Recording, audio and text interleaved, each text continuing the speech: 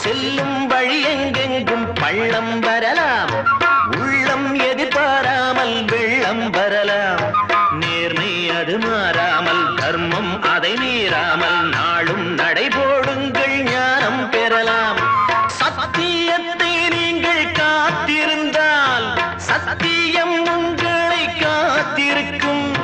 தாய் தந்த அன்புக்கும் நான் தந்த பண்புக்கும் பூமாலை காத்திருக்கும். ஒரு கூட்டு கிளியாக ஒரு தோப்பு குயிலாக பாடு பண்பாடு. இறை தேட பறந்தாலும் திசை மாறி திரிந்தாலும்